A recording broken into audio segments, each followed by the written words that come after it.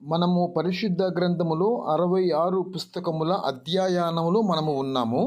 ఈ భాగంలో మనము 7 భాగాలు పూర్తి చేసుకున్నాము. ఈ సమయంలో మనము 8వ భాగాన్ని ధ్యానిస్తూ ఉన్నాము. అక్కడక్కడ భాగములను మీరు దర్శించినట్లయితే పాఠము మీకు అర్థము కాకపోవచ్చు. సమయం ఉన్నప్పుడు సీరియల్ వైజ్గా ఒక్కొక్క ఎపిసోడ్ను మీరు దర్శించమని వినమని ప్రభు పేరిట నేను మీకు మనవి చేస్తూ ఉన్నాను.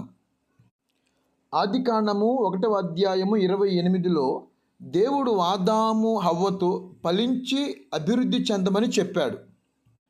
అలా చెప్పి వాళ్ళు దానిని ఎలా చేస్తారని ఆయన చూడడం మొదలుపెట్టాడు. ఖచ్చితంగా లైంగిక సంబంధము కలిగి ఉండుట ద్వారానే లైంగిక ధర్మమును చేసింది కూడా దేవుడే. దాని ద్వారా పిల్లలను కనమని దేవుడు మనిషితో చెప్పాడు. దేవుడు చివరిగా చాలా మంచిదని చెప్పాడు. దేవుని యొక్క ఉద్దేశములో లైంగిక ధర్మము అనేది ఒక ప్రత్యేకమైన ప్రణాళిక. కనుక వివాహ బంధములో లైంగిక సంబంధాన్ని దేవుడే స్వయముగా చాలా మంచిదని నిర్ధారించాడు. వివాహ బంధము బయట లైంగిక సంబంధము చాలా చెడ్డది, కానీ దాని లోపల అది చాలా మంచిది. అనేక మంది క్రైస్తవులు వివాహ బంధములో కూడా లైంగిక సంబంధము చెడ్డదని అనుకుంటారు.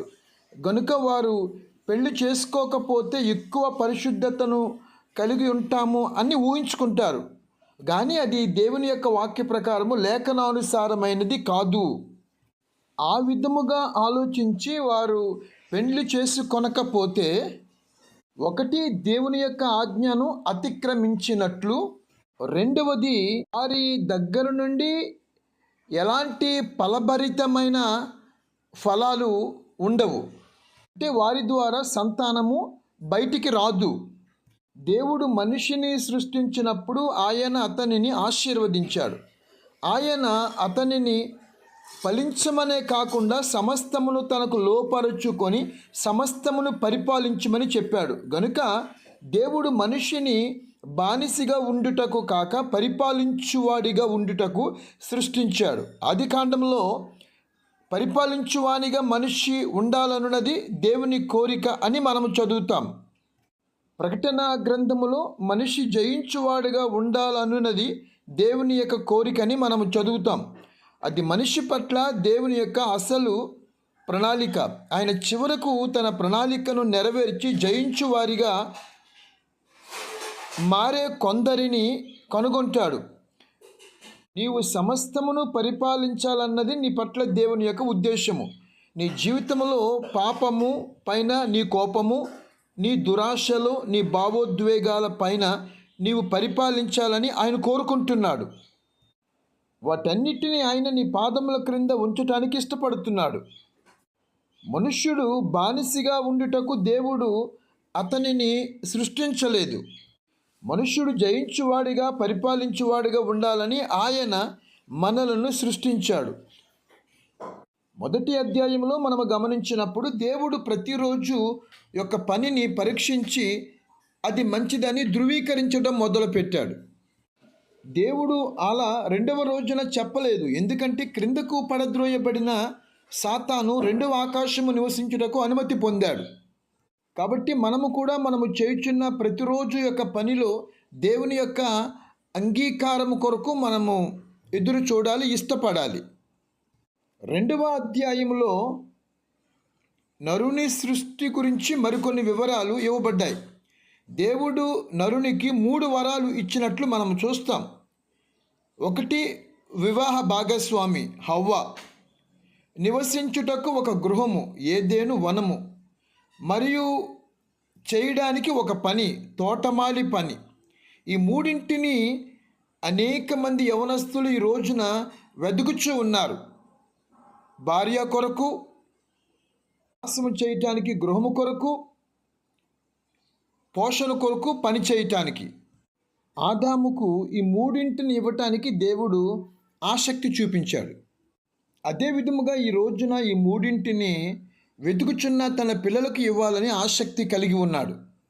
ఆదాము ఈ 3ంటిని అడగవలసిన అవసరము కూడా లేకుండా ఆయనే ఇచ్చాడు. దేవుడే స్వయముగా ఆదాము యొక్క అవసరతను చూచి వాటిని అతనికి అనుగ్రహించాడు.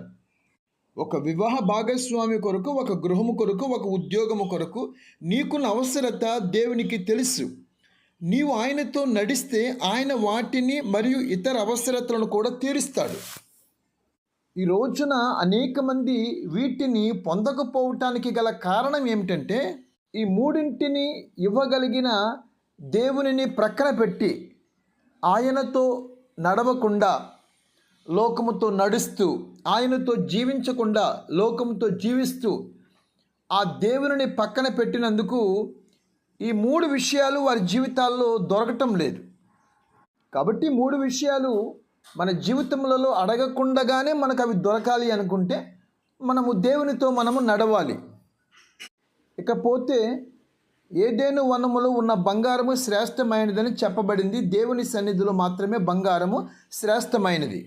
2వ అధ్యాయములో దేవుడు మృగములను ఆదాము యొద్దకు తీసుకుని వచ్చాడు మరియు ఆదాము వాటికి పేర్లు పెట్టాడు.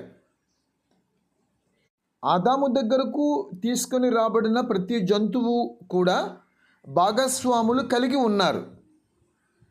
ఆ విధంగా దేవుడు కూడా ఆదాము కొరకు ఆలోచన చేసి ఒక భాగస్వామిని ఆమె కొరకు అనుగ్రహించాలని అతనికి గాఢ నిద్ర పట్టించి అతని ప్రక్కటెముకలలో నుండి ఒక ఎముకను తీసి